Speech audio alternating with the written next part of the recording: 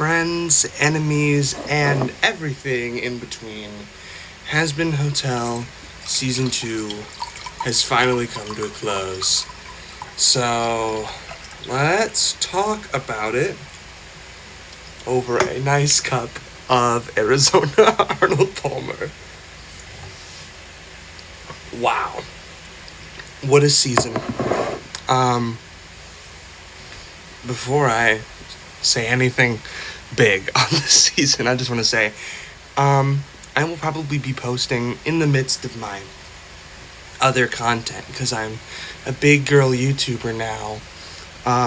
You'll be getting some other stuff, Hazbin stuff.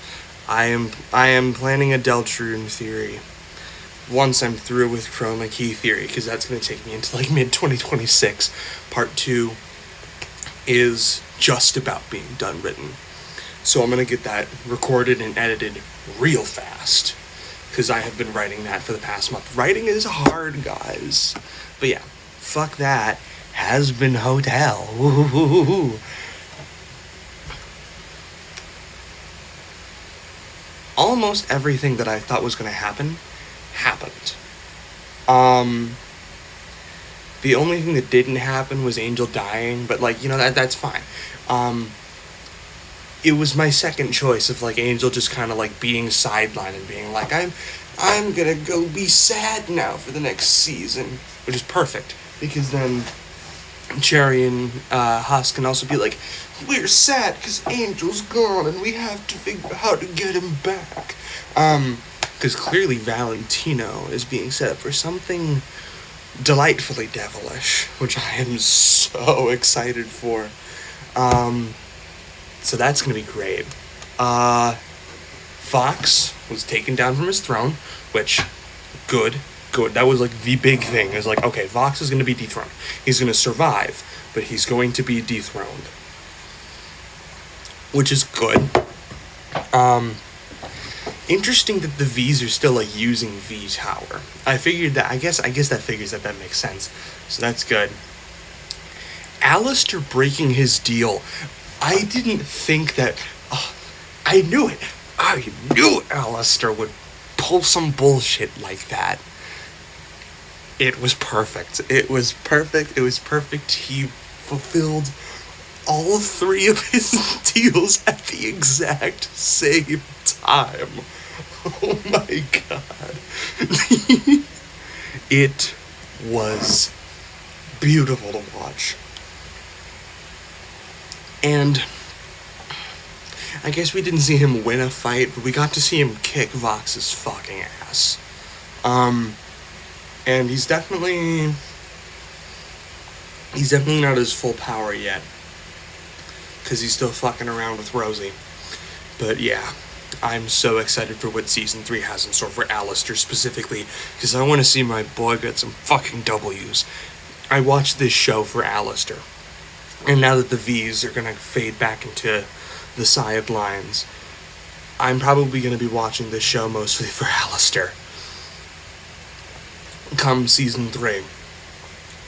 Unless they introduce some new, unambiguously shitty, scummy, evil scumbag for me to attach to, because those are my favorite characters in this show, are the morally worst ones, because that's why I like this stuff, is to watch terrible people do terrible things to each other, and throw a Disney princess in there for contrast, because why not? But yeah, that was amazing. I hate how my media literacy senses went full alert, like halfway through episode 7, like, we were like telling everyone, I was like, okay, this is what we're gonna do, we're gonna go in there, we're gonna do this stuff. I'm like, you're not supposed to do that, when you tell them the plan doesn't happen. I'm so glad. I was worried, I was so worried, like, up until, like, right when Velvet busted, and I was like, this is going way too well. Something needs to fuck up. But what was great was that they actually did bring it around in the end. The whole, Penn just did end up beginning to broadcast from heaven. Got to talk to the people of hell. That was great.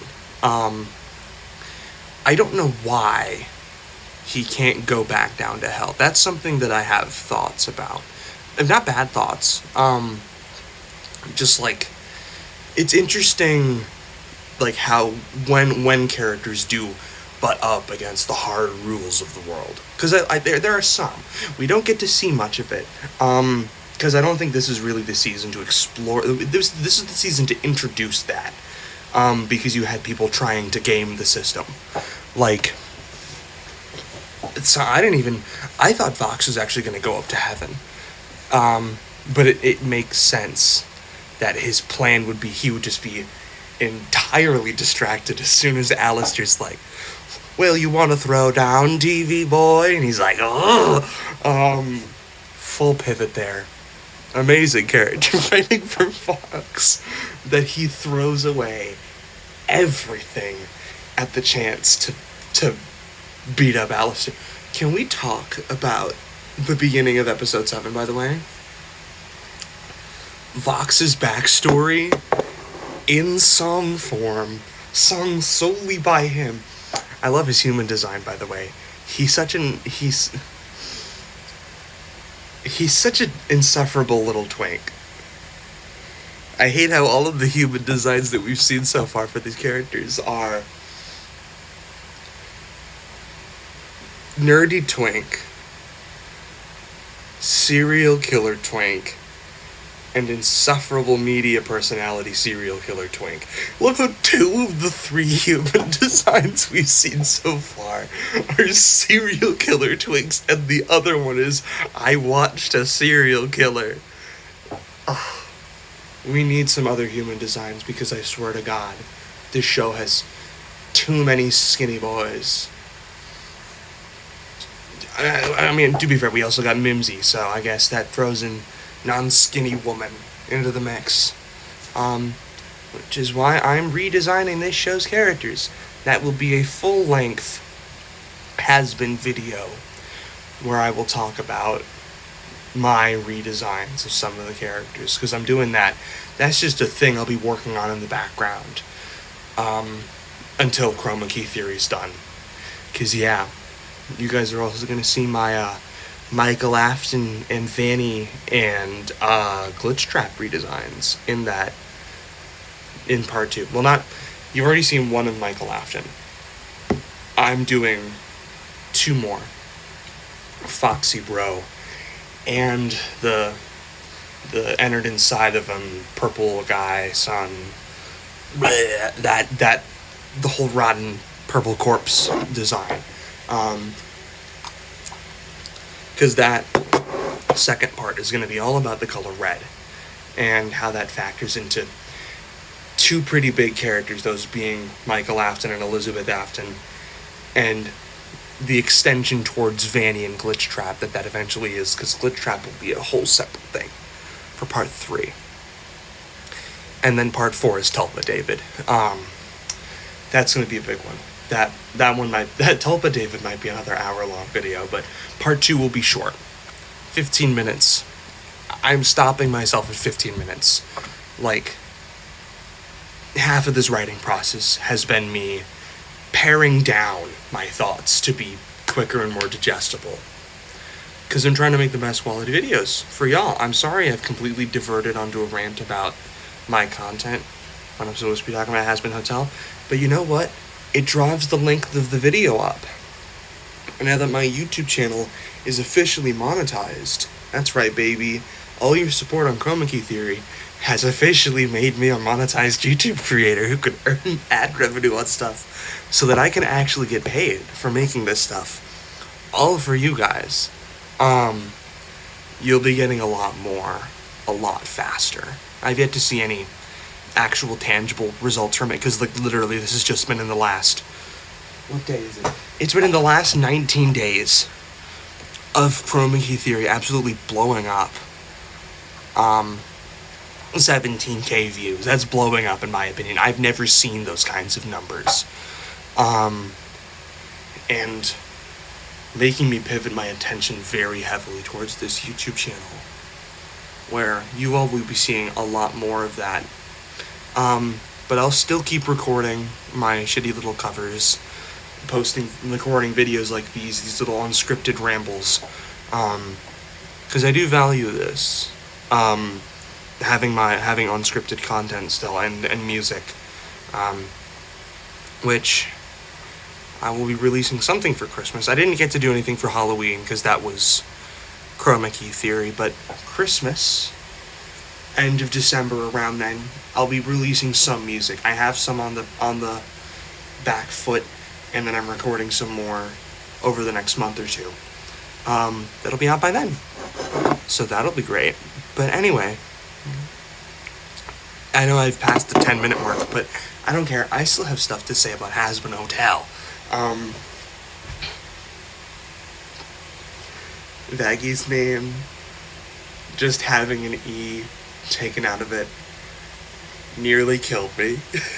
That was the stupidest bit ever. You have a whole season of not really even addressing it, and just having, whenever Vaggie's on screen with someone saying, "Oh yes, Vanicula, what is that your name now?" She's like, "Oh no, I'm still working on it." And then just having it be Vaggie with no E.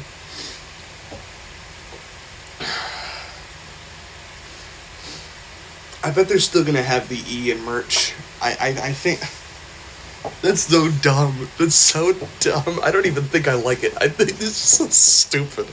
But it was really funny. Hopefully we'll see more of Rosie in season 3. Because now all it is for me is thinking about, okay, what's season 3 gonna be? Because they set up a lot. They resolved a lot in episode 8. Like the whole Alistair's deal thing. So now Alistair's a free agent. It looks like he shook hands with Rosie again in Hear My Hope. So we're probably going to be hearing about that in season 3. But yeah, we're going to be getting a lot of more solo Alistair content. You better. Because that's my boy right there. That's my son, Alistair. We're going to be getting a lot more of Lute. Because that was clearly what all of season 2 is setting up, is Lute's real big villain arc. Though it's nice to see that Abel is also going to be an opposing force in that. I like that a lot. That we have Abel with a bit more conviction to him now. Also hearing him sing and just hearing Fall Out Boy fucking flashbanged me in the best way. When he started singing, I was like, "Oh God, I forgot who this was." Great choice. Something just slipped my mind. Who was it? You people know what I'm talking about. It's the Overlord, the one with